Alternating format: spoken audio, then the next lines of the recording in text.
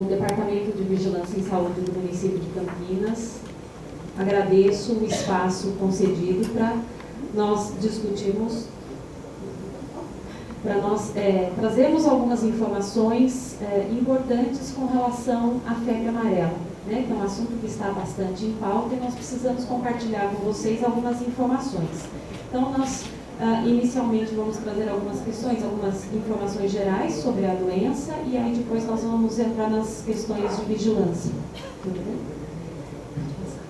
Bom, então a doença, que doença é essa? É uma doença causada por um vírus e transmitida por um inseto, né? Então é conhecida como uma arbovirose, né? Para fazer companhia com a dengue, né? A chikungunya, o zika vírus, é mais uma arbovirose.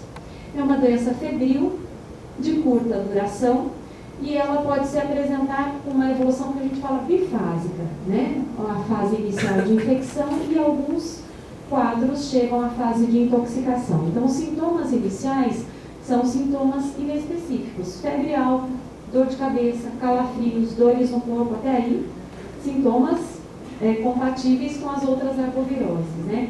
Prostração, náuseas e vômitos. Essa doença, normalmente, né, esses sintomas, eles tendem a desaparecerem a partir do terceiro dia, rapidamente, e quando isso não acontece, não evolui para a cura, a evolução para a forma mais grave da doença, tá? E na forma mais grave, há um aumento dessa febre, diarreia, os vômitos reaparecem, são vômitos que são parecidos com borra de café, bem enegrecidos. O paciente pode evoluir para insuficiência renal, hepática, manifestações hemorrágicas, podendo evoluir para perturbação de consciência, coma, podendo chegar ao óbito. Tá? Com isso, é para trazer para vocês que é uma doença que nós precisamos prestar atenção e vigiar. Né? A melhor forma de prevenção dessa doença, para evitar casos humanos, nós precisamos vigiar. Tá? Pode fazer. Então, aqui é o mapa de risco do Brasil, onde depois a Cristina, da Vigilância, que é a coordenadora da Vigilância Epidemiológica, vai abordar um pouco mais essas questões com vocês. Então, esta é uma área do Brasil considerada uma área onde nós temos casos com uma certa regularidade, áreas endêmicas, e onde há recomendação para a utilização da vacina em seres humanos, né? E essa área mais clarinha, onde está o município de Campinas, é a área onde não há recomendação para o uso de vacina. Pode ir? Então, aqui só para fazer um destaque, no estado de São Paulo, as regiões onde há a recomendação do uso da vacina de febre amarela, e aqui a região de Campinas, fora dessa área. Isso significa que nós podemos ficar tranquilos? Não. Nós devemos vigiar e, considerando a expansão e esse novo surto que é vivenciado em outros estados, nós devemos ficar ainda mais atentos. Tá? Pode passar. Então, quanto ao ciclo de transmissão, existe o ciclo silvestre e o urbano. O que está acontecendo agora é o ciclo silvestre, que no ciclo silvestre ele está intimamente relacionado à presença de primatas e a dois gêneros de insetos, o hemagogos e os sabetes. Esses insetos são insetos presentes em áreas de matas preservadas, até a presença desse inseto é usado como indicativo desses gêneros de preservação ambiental, né? Normalmente ele fica na copa das árvores, onde os primatas estão, né? Há uma correlação, os trabalhos mostram que há uma correlação da presença destes insetos e concomitante com a presença de primatas, que é uma das suas fontes de alimentação. Eles se alimentam, esses insetos, eles se alimentam de sangue de outros animais, como roedores, pássaros. Então, esses insetos, eles habitam normalmente a copa das árvores, mas também eles podem ser encontrados em menor quantidade no solo. E o que acontece? O homem entra, quando ele adentra na mata, ele entra acidentalmente nesse ciclo de transmissão. E ocorre o caso humano. Já o ciclo urbano, ele está relacionado, lembrando só que a última ocorrência, registro de caso de febre amarela urbana no Brasil, os últimos casos datam de 1942. tá, relacionados à presença do Aedes aegypti. Tá? E aqui na área urbana, não é o primata o problema, é o homem. É o homem que vai servir como fonte de infecção para os mosquitos que vão picar e vão passar para as outras pessoas, certo? Então, o que está acontecendo é que nós estamos com um ciclo silvestre, um surto, que essa doença é cíclica, a cada 5, 7 anos acontecem surtos dessa doença, né? Mas isso nos mostra a atenção. Com relação ao controle do Aedes aegypti nas cidades, ele está intimamente relacionado ao programa de controle e vigilância das arboviroses, né? Então, já há um programa estruturado de vigilância e monitoramento desse vetor. A nossa atenção se volta para o ciclo silvestre e a nossa preocupação. Ok? Pode passar. Então, com relação a esses vetores, então, como eu falei, nós temos o hemagogos e os sabetes, que são os vetores implicados e presentes no Brasil, né? Os sabetes mais na região ali sudeste-sul, hemagogos norte, a região sudeste, tá ok? Então, hábito deles, eles são insetos que nós não vamos encontrar em áreas urbanas, e sim em áreas com presença de matas mais preservadas, e dentro das matas, o local escolhido, né, que nós encontramos uma quantidade maior desses insetos, copa de árvores, mesmo porque tem relação com o seu ciclo. Eles colocam os ovos nos ocos das árvores, nos bambus cortados, porque ali vai entrar água, a água vai permitir com que aqueles ovos possam ser maturados e evoluir, dando origem às novas gerações. Pode passar?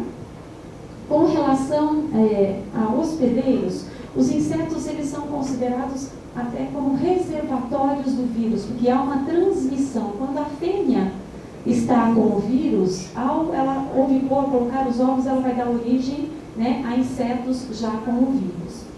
Os primatas, eles são considerados como hospedeiros desse vírus, né? Então, o bugio, o macaco prego, o mico, né, que é o calitrix.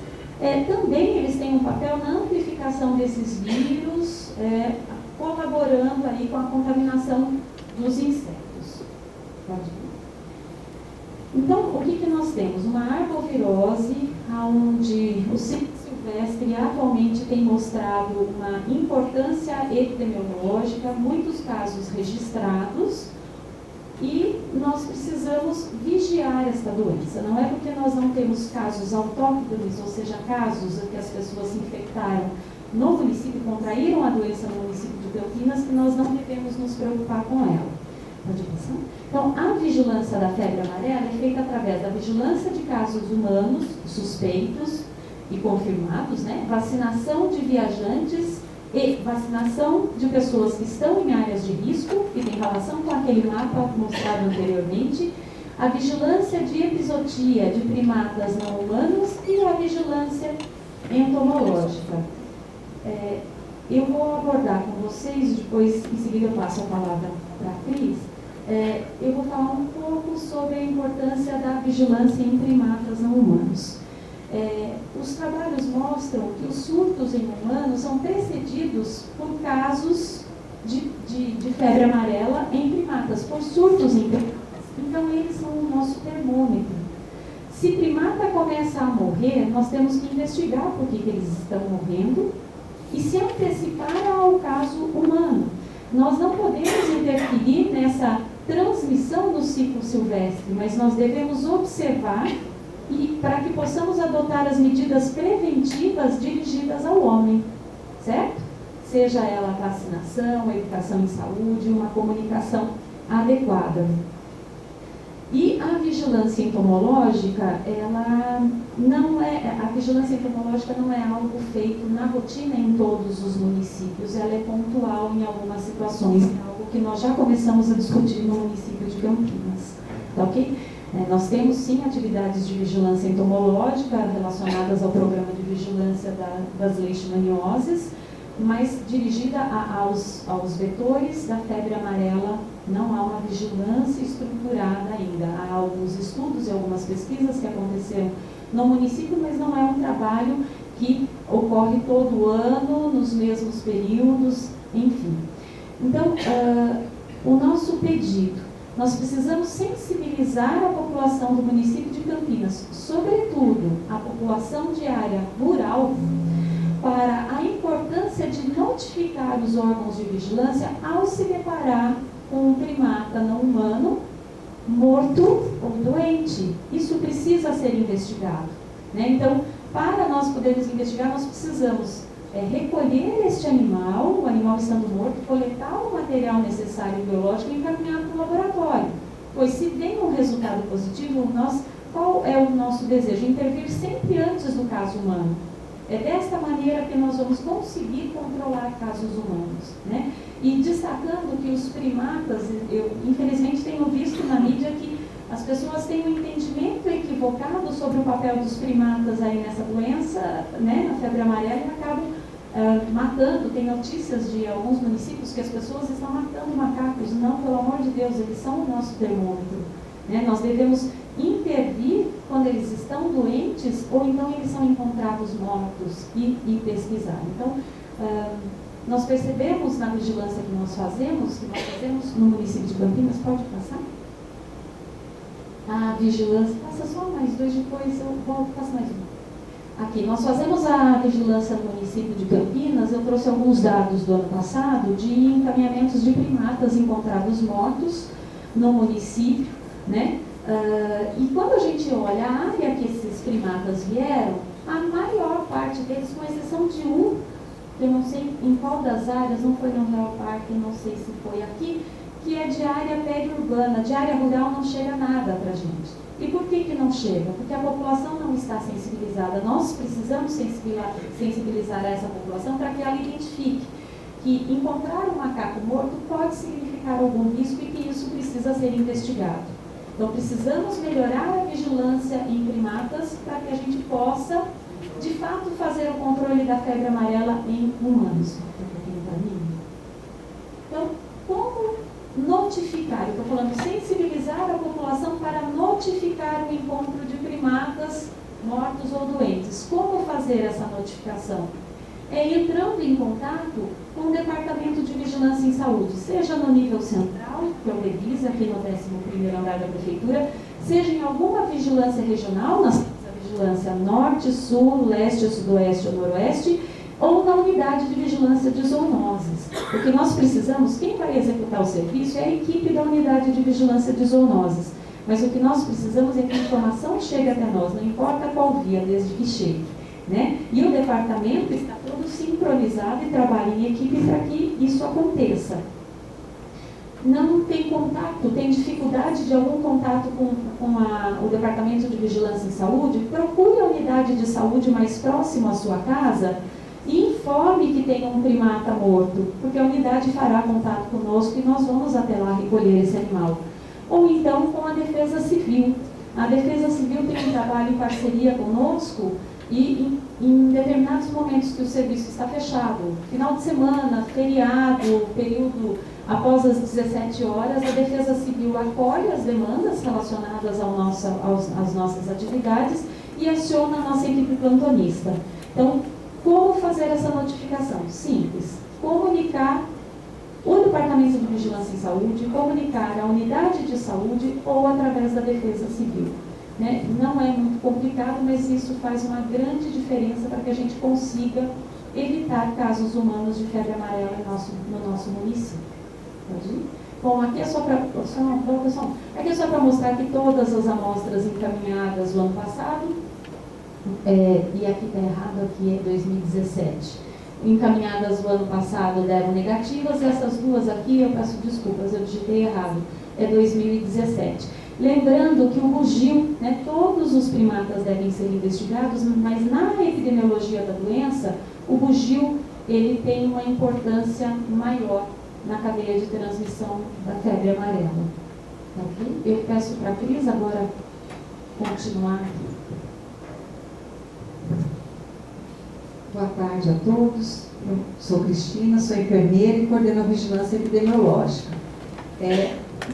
Então, eu agradeço o espaço para nós falarmos de febre amarela, né, dessa situação, porque é um tema, como a Tosca falou, um tema que está recorrente na mídia, em todos os espaços, somos muito interpelados sobre essa questão que está acontecendo no país atualmente.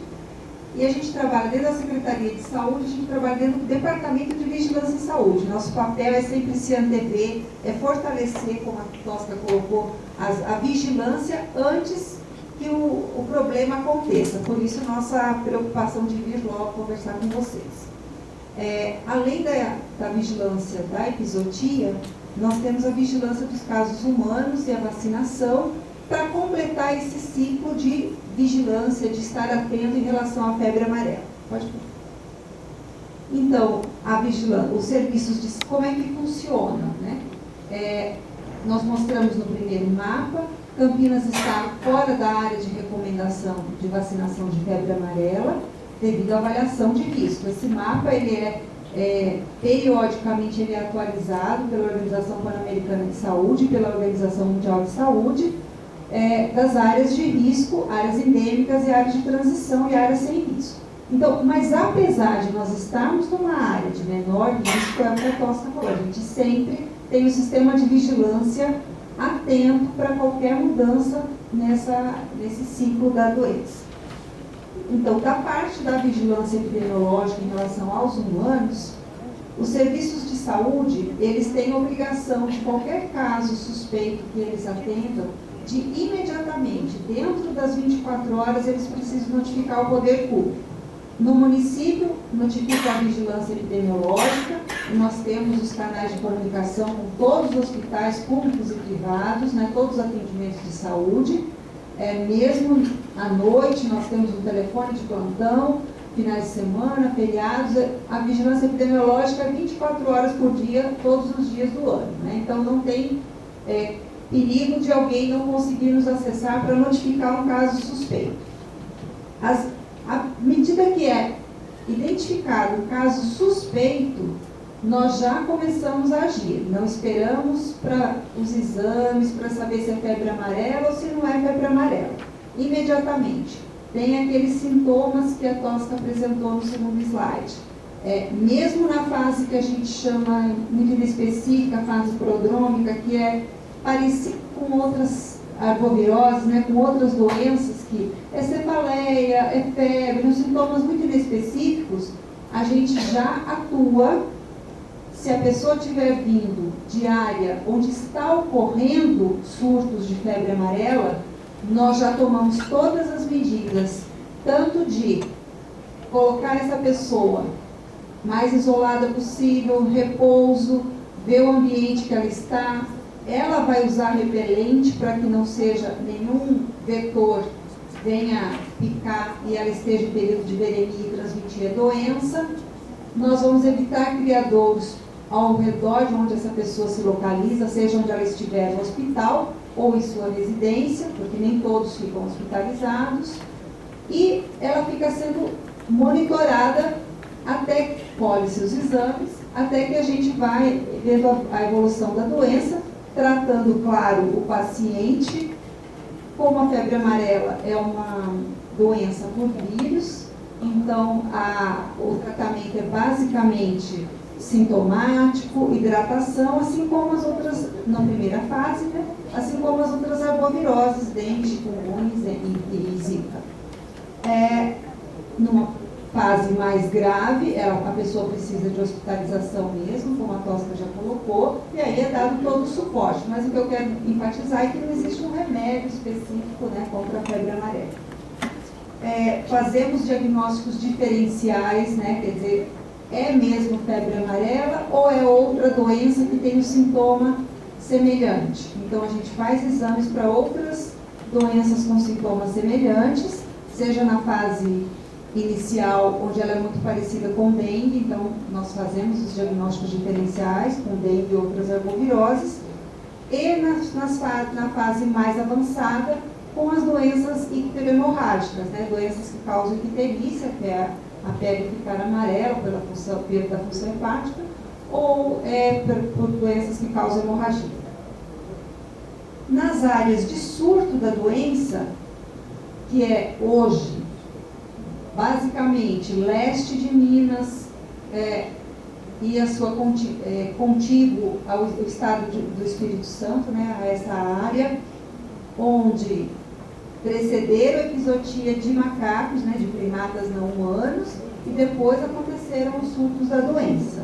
Nas áreas endêmicas, surtos esporádicos, eles ocorrem esporadicamente, ocorrem surtos, né? Então isso não é uma surpresa. O que acontece? Você não tem controle na fase silvestre, porque como a Tosca colocou, a área de mata, altas árvores, né, onde os vetores, as copas das árvores são de árvores altas, onde o vetor se instala. Então você não tem controle para o ciclo silvestre. Porém, você pode evitar que a doença esteja no meio urbano. Como é que você faz isso? Você mantém altas coberturas, né? O que é isso? Mantém a população vacinada dessas áreas próximas a matas onde estão ocorrendo surtos, para que a doença não venha para a área urbana. Então, essa é a melhor estratégia. Por isso que o Ministério da Saúde, na mídia, está enfatizando que as pessoas que moram nessas áreas procurem os centros de saúde e se vacinem. E nós precisamos fazer isso? Não. Nós não moramos na área de não indicação de vacina. Porém, só vamos precisar da vacina se formos nos deslocar para áreas endêmicas, aquelas áreas cinzas do mapa, ou para o exterior, porque existem países também endêmicos para a febre amarela. A vacinação. Então, só uma pincelada na vacinação, porque eu imagino que vocês, assim como toda a população, quer saber, apesar da gente ser área de não recomendação da vacina, todo mundo quer saber a questão da vacina de febre amarela. Quem deve tomar a vacina de febre amarela? Bem, a vacina de febre amarela é uma vacina segura, já há bastante tempo nós utilizamos, porém ela é composta de vírus vivos, atenuados. O que significa isso? É o próprio vírus da doença manipulado, atenuado, então ele protege contra a doença. Em Campinas, essa vacina não faz parte do calendário vacinal de rotina, porque nós vivemos naquela área de recomendação, não recomendação da vacina. Ela só é ofertada para viajantes a áreas de risco no Brasil ou exterior, conforme preconizado pelo Ministério da Saúde. Ao longo do ano, durante todo o ano nós temos essa vacina, então se você vai viajar para essas áreas de risco, nas férias de julho, no final do ano, não precisa correr agora para vacinar, pode ir antes da sua viagem. Não existe urgência de vacinar, caso sua viagem não esteja programada para o próximo mês, né, para os próximos 30 dias. Lembrando que ela é uma vacina que leva um tempo para promover a proteção adequada, então deve ser aplicada com pelo menos 10 dias de antecedência da viagem. E a aplicação dessa vacina, como qualquer outra, pode causar reações adversas e, por esse motivo, os critérios determinados para sua aplicação e suas contraindicações devem ser criteriosamente seguidos. Já é o último, só para explanar. Quem então não pode receber a vacina de febre amarela? Mesmo aquelas pessoas que irão viajar para áreas endêmicas. Então, relembrando, Campinas não é área de recomendação. Se você vai viajar para áreas endêmicas, você precisa tomar a vacina. Porém, algumas pessoas não poderão tomar a vacina. Quem? Crianças com menos de 6 meses de vida, pessoas com imunidade baixa, seja por imunidade adquirida, imunodeficiência adquirida, ou porque usam remédios ou fazem tratamentos que abaixam a imunidade, né? Como câncer, pessoas portadoras de câncer, pessoas que estão fazendo quimioterapia, radioterapia, imunomoduladores, pessoas também que já tiveram reação anafilática a essa vacina, porque como ela é uma vacina feita no ovo, pessoas que têm alergia à proteína do ovo também podem ter alergia a essa vacina e não devem ser vacinadas. Imunosdeprimidos graves, portadores de doenças autoimunes, né? Uma doença autoimune comum é o lúpus, então pessoas com lúpus não devem receber essa vacina. pacientes com história pregressa de doenças do timo, né, que já fizeram cirurgia do timo ou tiveram infecção. Esses primeiros não devem receber a vacina. Quem é contraindicado, quer dizer, pode receber a vacina depois de avaliação médica, considerando a situação epidemiológica, né? Então, a nossa situação epidemiológica de Campinas não temos casos. Então, para essas pessoas que estão contraindicadas, para ficar aqui em Campinas, elas não tomariam. Para ir viajar, vai pesar o risco-benefício de onde ela vai, o que ela vai fazer nesses locais, porque o risco delas terem efeitos adversos graves é muito aumentado nessa população. Quem são eles? Pessoas com 60 anos ou mais, os idosos têm mais reação a essa vacina, mulheres que estejam amamentando crianças até 6 meses de vida, gestantes e mulheres que estejam tentando engravidar, né, porque podem já estar grávidas, e crianças com idade entre 6 a 9 meses. Para esse grupo de contraindicação, pode ser que em algum momento o médico avalie que, olha, vai para um lugar de sujo, porque é mais perigoso pegar a febre amarela do que a situação de saúde de base. Porém, só com avaliação médica que é possível a sala de vacina, né, dos nossos centros de saúde oferecer essa vacina, porque os riscos são aumentados nessa população. Eu queria agradecer o espaço, acho que eu fico, mesmo sendo um conselho do meio ambiente, mas eu fico à disposição, qualquer dúvida em relação à vigilância também dos humanos, e acho que também enfatizando a importância da vigilância da epizootia, que é essa parceria que a gente veio buscar aqui no Conselho Municipal. Obrigada. Obrigada, coordenadoria.